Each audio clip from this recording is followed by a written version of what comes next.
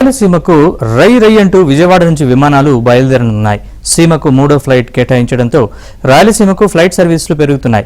తిరుపతి, కడపలకు ఇప్పటికే విమాన సర్వీసులు నడుస్తుండగా జూలై 2 నుంచి కర్నూలుకు విమాన సర్వీసు ప్రారంభం కానుంది.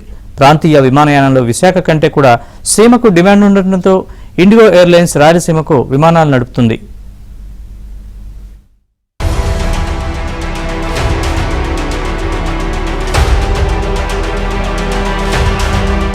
బెజవాడ నుంచి రాయలసీమ ప్రాంతాలకు విమానయానం ఊపందుకుంటోంది. ప్రాంతీయ విమానయానంలో విజయవాడ నుంచి రాయలసీమ ప్రాంతానికే ఎక్కువ విమాన సర్వీసులు నడుస్తున్నాయి.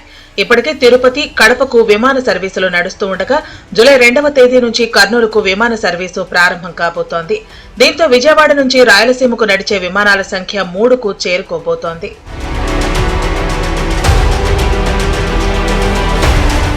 విజయవాడ నుంచి రాయలసీమకు ప్రస్తుతం నడుస్తున్న తిరుపతి, కడప సర్వీసులను ఇండిగో విమానయాన సంస్థ నడుపుతోంది. కర్నూలుకు కూడా ఇండిగో విమానయాన సంస్థ సర్వీసును నడుపుతున్నట్లు ప్రకటించడమే కాకుండా బుకింగ్ ను కూడా ప్రారంభించింది. రాయలసీమ ప్రాంతాలకు 90% పైగా ఆక్యుపెన్సీ ఉండటంతో ఇండిగో విమానయాన సంస్థ వరుసగా ఆ ప్రాంత జిల్లాలకు విమాన సర్వీసులు నడిపేందుకు ఆసక్తి చూపిస్తోంది. విమానాశ్రయం ఉండాలే కానీ విమాన సర్వీసులకు అడ్డే లేదన్నట్లుగా ఉంది.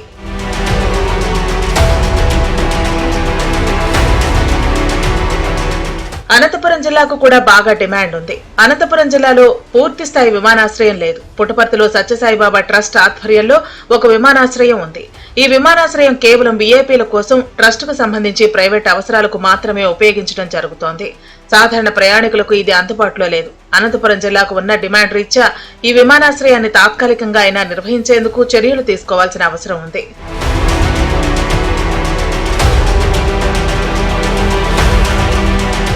అనంతపురం జిల్లాలో కొత్త విమానాశ్రయ ప్రతిపాదనను రాష్ట్ర ప్రభుత్వం ముందుకు తీసుకొచ్చింది. దీనికి కేంద్ర పౌర విమానయాన సంస్థ కూడా ఆమోదముద్ర తెలిపింది.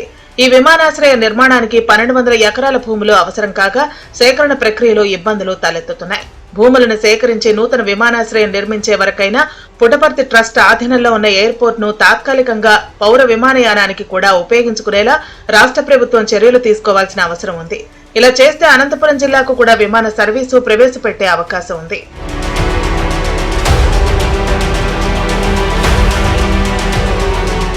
బెజవాడ నుంచి రాయలసీమ ప్రాంతానికి రోడ్డు మార్గం చాలా దూరం. రైల్వే అనుసంధానం ఉన్నా తగిన సంఖ్యలో రైళ్లు లేవు. ఈ కారణంగా విమానయానం ఊపందుకుంటోంది. రోడ్డు, రైలు మార్గాలతో పోల్చుకుంటే రాయలసీమ ప్రాంతాలకు విమానయానమే సులువుగా ఉంటుంది. ఛార్జీలు కూడా 2500. ఆ మేర ఉండటం వల్ల ఇది ఏమంత భారంగా కూడా భావించడం లేదు. రైల్వే ఫస్ట్ క్లాస్ ప్రయాణంతో పోల్చి చూస్తే ప్రస్తుతం వసూలు చేస్తున్న విమాన ఛార్జీలు ఇబ్బందికరంగా ఏమీ లేవు. రాయలసీమ జిల్లాల నుంచి రోడ్డు మార్గాన రావాలంటే గంటల కొద్దీ సమయం పడుతుంది. రైలు మార్గాలపై రావాలన్నా కూడా గంటల తరబడి సమయం వృధా అవుతోంది. దీన్ని దృష్టిలో ఉంచుకుని సీమ ప్రజలు విమానయానమే బెస్ట్ అని భావిస్తున్నారు.